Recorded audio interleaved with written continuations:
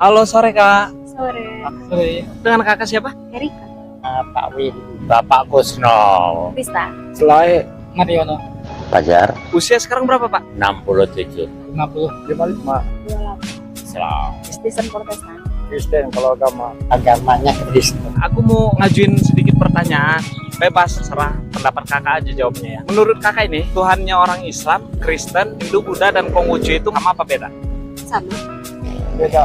Sama, tapi kan pengertiannya beda. Sama. Kenapa itu sama Pak? Ya menurut pengetahuan saya itu. Kalau apa di Kristen itu kan Nabi Isa, jadi dia kan lahirkan Bunda Maria. Beda. Kenapa? Tuhan kita cuma satu, cuman kita bedanya itu beda meyakini cara beribadahnya. Sama sih kalau menurut aku ya.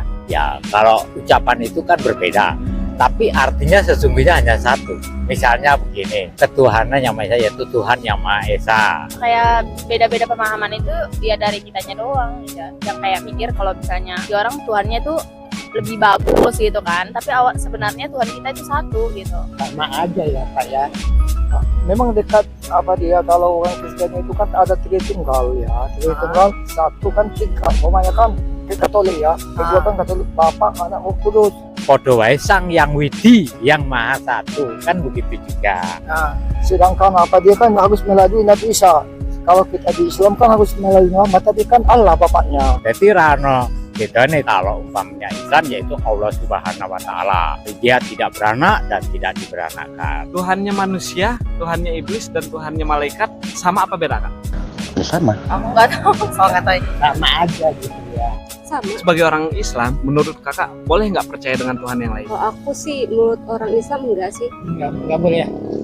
Nggak boleh. Ya itu kembali lagi dari dianya aja gitu. Kita kan nggak bisa maksa ya. Kalau misalnya orang lain mau minta nyembahnya dua Tuhan, kita nggak bisa maksa gitu. Itu kan kembali dari diri kita sendiri gitu. Waktu bagusnya cuma satu. Cuma satu ya. Satu. Kita yang berbeda. Hilangkanlah titik api di dalam dadamu sekecil apapun. Karena titik api yaitu perilaku dari hamba Allah yang selalu dimurkainya. Ingat, sabar itu nomor satu, subur banjur makmur.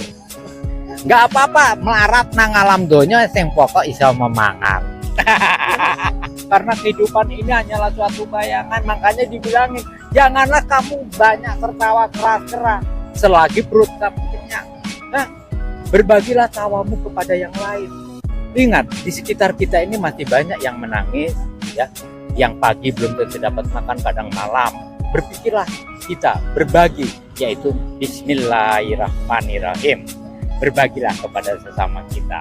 Tidak pandang bulu, ras apapun, suku apapun, agama apapun, yang penting dia ras manusia, yang wajib kita bantu, kita bantu. Itulah manusia yang mulia.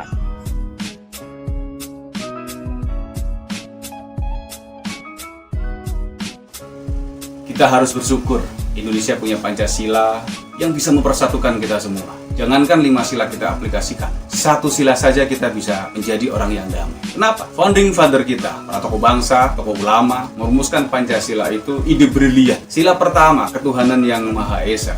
Itu kunci dari semua sila yang ada. Jadi kalau kita sudah bisa berdamai dengan sila pertama bahwa sejatinya Tuhan itu satu, sejatinya tidak perlu kita perdebatkan selama ini. Kalau kita sudah bisa berdamai dengan sila pertama, bonusnya sila kedua. Kita bisa memanusiakan manusia, kemanusiaan yang adil dan beradab. Kita selama ini kadang menjadi hakim atas keyakinan orang lain, padahal sejatinya di antara kita tidak bersoal. Jadi kalau kita sudah bisa berdamai dengan sila pertama, kita akan bisa bersatu apapun latar belakangnya. Kita kemanusiaan, adil terhadap diri dan orang lain, tidak mudah menjadi hakim atas keyakinan orang lain, dan beradab, punya akhlak seperti Rasulullah turun ke muka bumi untuk menyempurnakan akhlak. Jadi kalau sudah bisa berdamai dengan sila pertama, bonusnya sila kedua, kemanusiaan yang adil dan beradab. Lalu ketika sudah berdamai dengan sila kedua, kita bonusnya sila ketiga, kita bisa bersatu, persatuan Indonesia. Kita bisa duduk bersama walaupun latar belakang kita berbeda. Jadi kalau kita masih berpikiran sempit, merasa paling benar, yang lain salah, kita dapat surga, yang lain neraka, orang Jawa mengatakan bahwa kita itu ngopi nih kurang kental, dolah nih kurang atuh. Jadi kalau kita sudah bisa berdamai dengan sila ketiga, persatuan Indonesia, kita bisa duduk bersama apapun latar belakang kita. Ada masalah, sila keempat, musyawarah mufakat. Dan insya Allah kalau 4 sila sudah kita dapatkan, bonusnya sila kelima, keadilan sosial bagi seluruh rakyat Indonesia. Saya yakin kalau masyarakat Indonesia, rakyatnya, pejabatnya, aparatnya mengaplikasikan nilai-nilai Pancasila, Indonesia aman dan damai. Nah, inilah yang menjadi tanggung jawab kita bersama untuk bela negara. Bukan hanya tanggung jawab aparat saja, tapi tanggung jawab kita bersama berbuat sesuatu sesuai bidang yang kita bisa. Indonesia negara yang paling berpotensi konflik terbesar di dunia. Namun kita bisa dipersatukan dengan Pancasila. Kita punya kearifan lokal, kita punya gotong royong. Inilah yang harus kita sampaikan. Jangan sampai kita menjadi orang yang intoleran. Karena sejatinya inilah yang harus kita masyarakatkan supaya kita bisa hidup rukun, aman, dan damai walaupun latar belakang kita berbeda.